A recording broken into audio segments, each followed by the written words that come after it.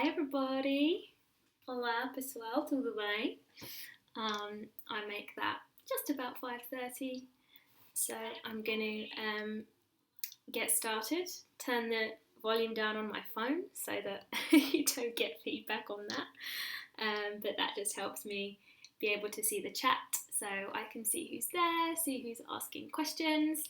Lovely to see so many of you again, 17 of you here already. Last week we had about 50 people in and out, which is amazing. It's so nice to see so many of you using this quarantine time to make the most of it and learn some Portuguese while you're stuck at home. It's a beautiful day here in Lisbon. It's been so sunny, and word is that restrictions will ease from next week, so I can feel already in the city that everybody's starting to feel, summer's coming, quarantine's ending, so it's a very nice feeling here, so that's really, really good. So keep saying hello in the chat box. I will keep telling you how somebody said, hopefully dealing with posters and couriers today. What I want to do with that one is actually make it a video, so we can actually talk through the scenario as it's happening and do a dialogue between a courier and a person. So stay tuned for that. It will be coming, I promise. I've made a note of it. Today, what are we going to cover? We're going to cover a few things that people have requested. So as usual, we will start with a bit of pronunciation, because as you know, this is my thing that I always want to drill into you guys about all the different sounds that we have in Portuguese and when we need to use them. So we'll start with a bit of pronunciation, and then we're going to look at two things that people have requested. One is the placement of pronouns. I know people get very upset about this because the default is that they come at the end, but there are situations where we would put them before the verb. So I'm going to talk you through a few situations about when we have to do that. So hopefully that's a common mistake that you can start avoiding. And then finally, we're going to have a little look at the personal infinitive, which is quite an advanced kind of grammar structure and rule. So we'll cover that at the end so that people who aren't advanced can jump off, or if you want to be a champion and stay to the end and take in this wonderful grammar rule. The reason why it's so good is because it helps you avoid using the subjunctive. Okay, so if there's motivation for you, I know that everybody hates using the subjunctive, so actually using the personal infinitive is one way that we can avoid doing that, okay? So stay tuned for that, that's going to be fun. As always, I mentioned my pronunciation guide. We're going to start with pronunciation, but I got myself organised early today, and the link is already in the chat box. If you scroll up to the beginning, if you haven't downloaded yet my pronunciation guide, it's just 7 really quick tips to help improve your pronunciation in European Portuguese, because I know it's something that people struggle with a lot. So make sure that you check that out if you haven't already. So with that said, I'm going to move on to today's pronunciation. So today is, somebody's saying that it's been raining in the UK all day. I'm sorry about that. But yeah, Portugal, we are pretty lucky with the weather. It's like clockwork. We have a very rainy April, and then May comes and it's like, oh, hello, summer. Like there's not even any in between. It's just suddenly, boom, summer. So that's exciting. Okay, so pronunciation for today. So last time I said it was like, it's a bit like Sesame Street, isn't it? I pick a letter and then today's lesson is brought to you by that letter. So today's lesson is brought to you by the letter X. Okay, and people get very upset about the letter X. Why? Because there are 4 different ways that we can pronounce it. Okay, so let's take a look at it in some words. Okay, so in English, how do we say an X? Okay, we make a x sound. It sounds like a K S x. Yeah, this does exist in Portuguese. Okay, so I don't know if you saw my latest video on Brazilian and European Portuguese, speaking in both accents, but I say the word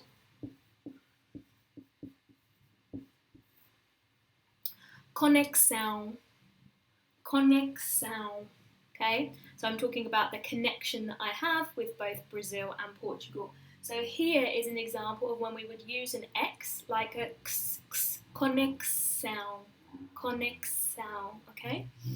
Another example would be when it comes at the end of a word.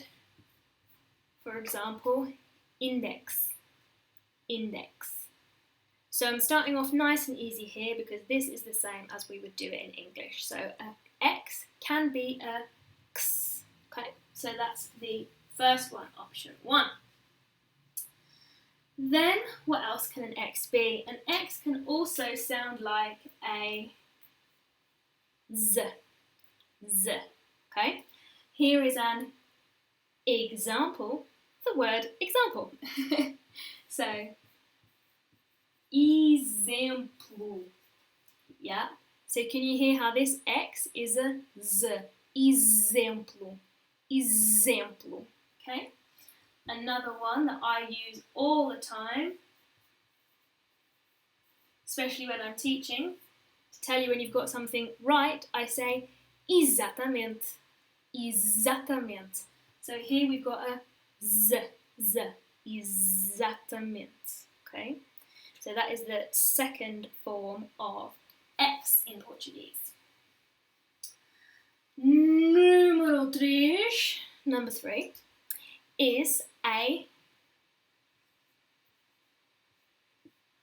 sh sound. And this is the one that keeps coming up all over the place in European Portuguese, right? And that's what makes it sound so different. We have an S or a Z at the end of the word is a sh, a CH is a sh, and also sometimes an X is a sh, okay? So for example, the word baixo, baixo, which means short. If you're talking about a girl, if you're talking about me, baixa, sou baixa, I'm short. Another example would be the word caixa. Ooh, can you see with the light glare on there? Caixa, caixa. So this means box, but also you'll see it in the supermarket written because it means the cash register as well. Okay, so the till where you pay is also the caixa. So you just need to remember that in these words the X is a sh. Then finally, we also have, this is a weird one, it can also sound like an S. Now there aren't that many words for this one. So here you have, for example,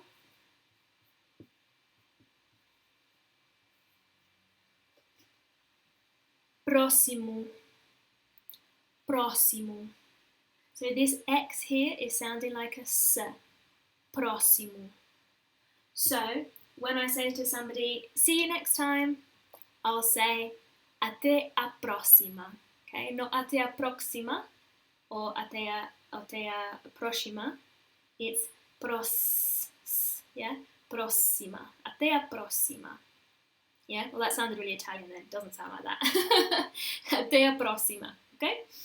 Another example is the word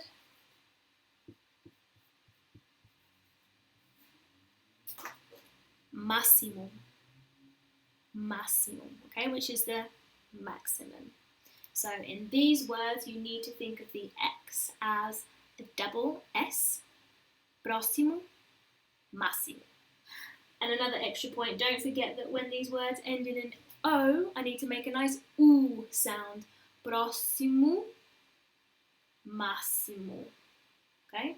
It's that oo, again, that's going to make you sound really Portuguese. If you say próximo, like we would in English, próximo, that's the O that's going to give you away, okay? You need an oo, próximo, máximo. Okay? Good, hope that's clear. So, lovely, lovely, lovely. That was our little presentation, presentation. So now we're going to move on to something that is something that I would call a common mistake that people use, where they're not sure where to put a pronoun. in relation to a verb. So what do I mean by pronoun? We're going to look now specifically at what is called a direct object pronoun. Okay? Now, don't get scared, because I'm here with you, okay, and I'm going to make this really easy.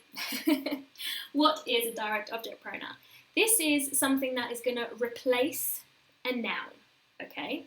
So, for example, if I say, I've lost my glasses. Have you seen? Okay, so you're with me up until here. So I've lost my glasses. Have you seen them? Okay, them is the direct object pronoun. Okay, so have you seen them? That's what this is. This them is what I'm talking about right now.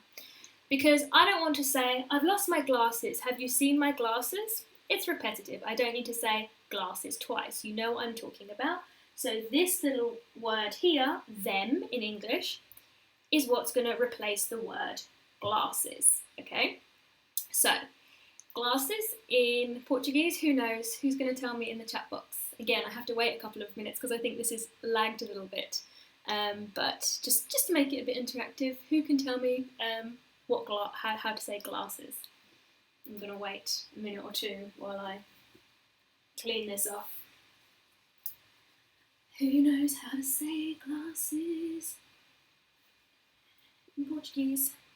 Óculos, yes. So, Derek has said óculos de sol, that's sunglasses, and I absolutely need sunglasses today because it's lovely and sunny here. But when it's just glasses, it's óculos. So let's pretend these are like reading glasses that I need to be able to see, okay?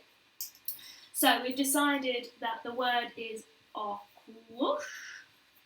Now, first of all, I have to say masculine or feminine, it's masculine. So I need an u, and it's plural, so os. This is now the word for them. Okay? So, don't worry about how I got there. I'm just using an example for now to show you where it's going to go in the sentence, because this is the thing that people get wrong. Okay? So, I've lost my glasses. Have you seen them? This os is going to be the word for them. Okay? So now let's have a look at where it would go in a sentence. I want to say, have you seen them? So I'm going to say, viste os? So, I didn't do that. I didn't do that very neatly. I'm too much of a perfectionist, so I'm going to rub that out. Viste os? Okay. Viste, have you seen them? Os. Viste os? Have you seen them? Have you seen them? And I need this little hyphen here in Portuguese. That's how it works. They need to attach to the end of the verb. Okay. So, the next thing I need to do is think, well, this is how it usually works. The default option is they go at the end after the verb. But there are some instances when it travels before the verb. And that's what I want to talk to you about now. When does this happen? The first time that this happens is when it's a negative sentence. Okay? When it's negative. For example, now os vi. Now os vi. I didn't them see. I didn't see them. But the them has moved in front of the verb. Now, the way I remember this, the way I like to think about this, is you need to think of certain words acting like a magnet. Okay? So when I see a negative word in a sentence, so here that's going to be the word now for no, I know that it's acting as a magnet. And the them, which was here previously, is going to go and go in front, okay? So think of it as a magnet. So the first one is when it's negative. That's when this happens. The next time that this happens is if it's a question.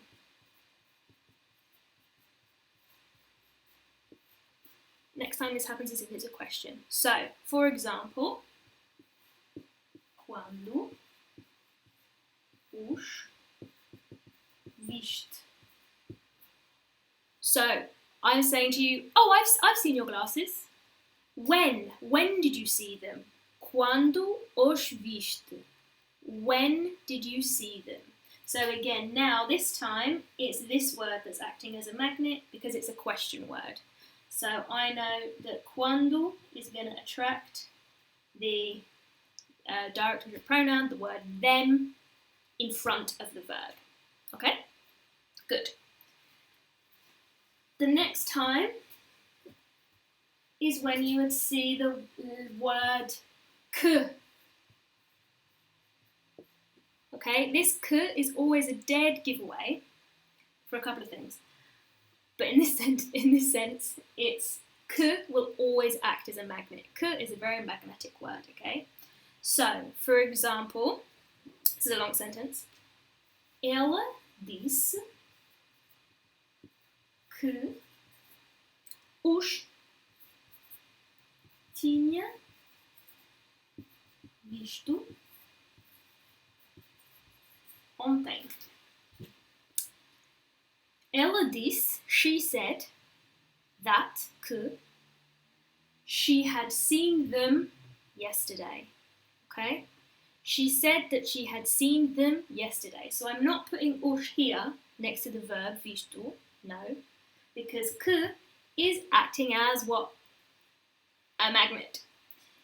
Okay, so que goes here, so therefore the ush is attracted to it. Okay, so there's three options you've got there. Negative, question, and the word que in what we call a subordinate clause here. That is when these bad boys here get ripped away from the end of the verb and they come before instead. Okay, now there are lots of other words that make this happen. So I'll just list a few of them for you here as well so that you can remember. You could write these down. But again, I always say to you, don't get too stressed about trying to remember all of these rules because let's face it, they're not going to stay in your head. But what you can do is be aware of when you read things or when you hear things from now on. And you can think, well, why is that moved? Why is it there? And you will be able to see in the sentence which word is the magnet word. And then you will start to remember it. And then the final stage is that you'll be able to start using it yourself. So, what are some more of these words? More words that act as a magnet are alguém. I've got them written down here because I don't remember them off the top of my head. Cada. Já. What else? Tanto. Só. And também. Okay? So alguém means somebody, cada means every, já means already, tanto means so much, só means only, and também means as well. Okay? So like I said, next time you see the pronoun not attached to the verb but coming beforehand, see if you can look in the sentence to find that magnetic word, okay? And you can make your own list of them and you can really, really look out for this when it's happening and that is going to really, really help you make your Portuguese perfeito by putting the pronouns in the right place. Okay, so hope that was clear, hope that was helpful. Yes, the idea of acting like a magnet is super helpful, yes. And the hard truth that, yeah, things aren't the same in your head. I don't want to lie to you guys. I don't want to say to you that overnight you're going to start using these things perfectly. And I think that it's probably one of the things that puts people off by thinking, like panicking, oh God, I'm never going to remember this. So hopefully by saying to you, don't worry, you don't need to, you don't need to learn it off by heart. The first stage is just knowing that it exists and then trying to notice why it's happening when you're actually reading or seeing or speaking. Okay, cool. So that was the pronoun stuff. So now I promise to talk a little bit about the personal infinitive, okay? So here is why it's actually pretty nifty, okay? So if I say a word like this, and again, I'm keeping it quarantine themed, but hopefully from next week we don't have to do that anymore. So, é importante ficar em casa. É importante ficar em casa. It is important to stay at home. But if I ask the question, it's important for who to stay at home? You don't know. Because this here is just the impersonal infinitive, okay? By the way, infinitive, if you need me to wind back for a minute, an infinitive is the verb when it's in its neutral form. So it ends in an AR, an ER, or an IR. So there's 3 examples of infinitives, one with an AR, one with an ER, one with an IR. This is the verb in the infinitive. I haven't conjugated it yet, we don't know who's doing the action and we don't know when the action is taking place, okay? So that's why the personal infinitive can actually be quite useful. Because if I want to know in this sentence who, it's important that who stays at home, okay? I can actually add an ending to the infinitive to make it clear who I'm talking about. So, for example, if I add the ending here, ES, é importante ficares em casa.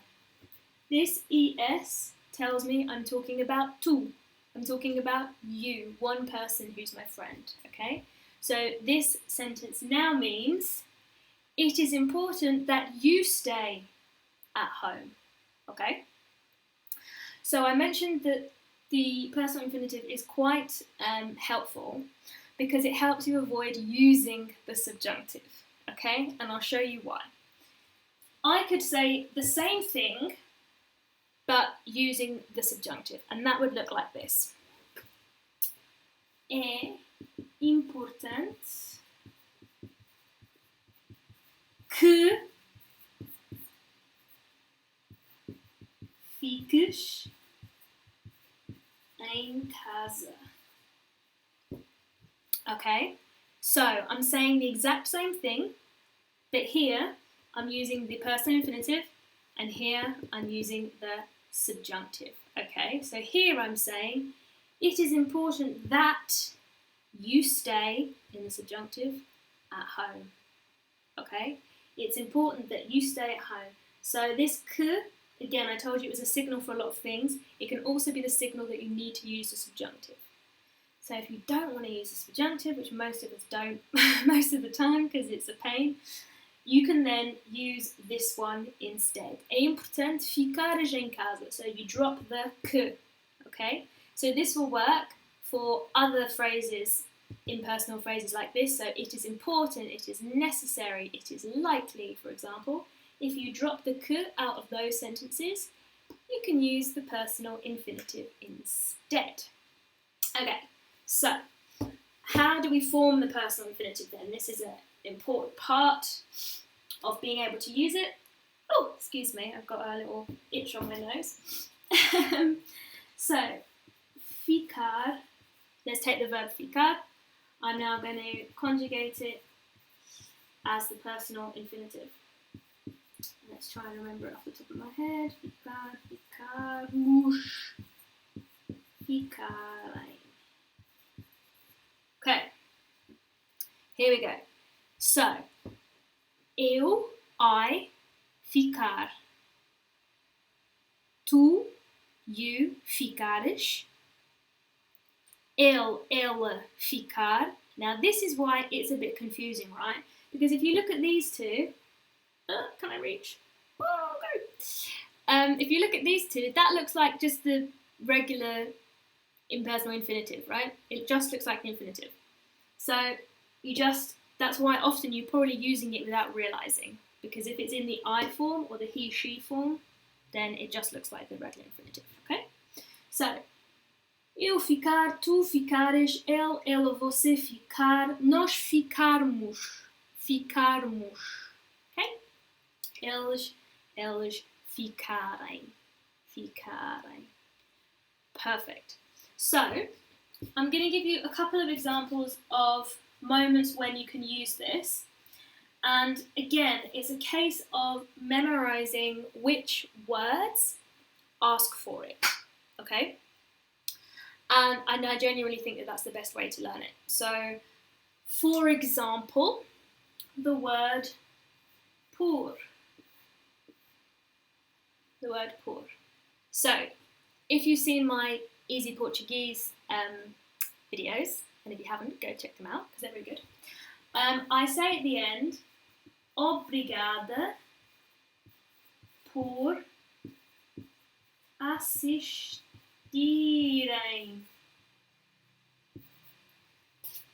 I say, obrigada por assistirem.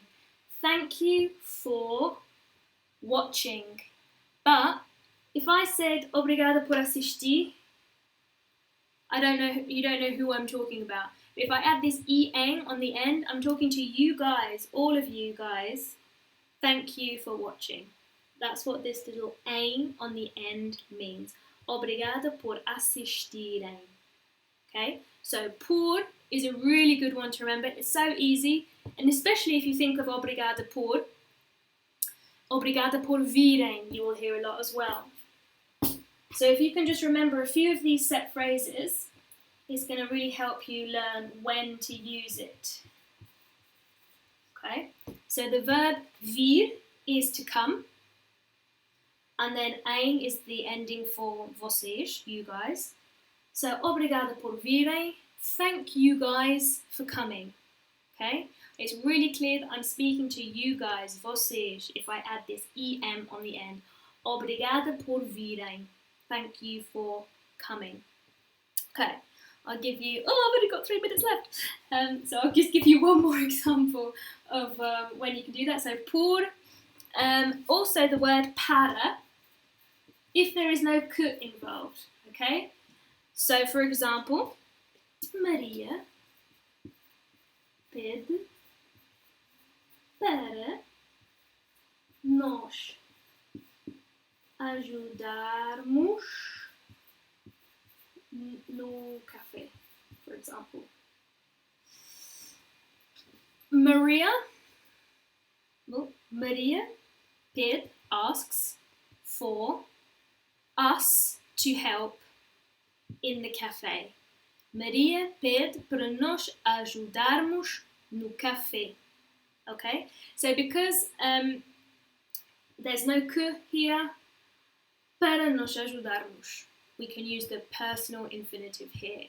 So that's just 2 examples for you. You can use por and para. Are 2 words that you're likely to use the personal infinitive with, and that is how you formulate it. Obviously it's a lot more complicated than that, but I did my best in the short time that we have. So as always, keep your comments coming in over YouTube comments. I love hearing from you guys, because you spend ages making videos and then you think, is this helpful? Should I keep doing this every week?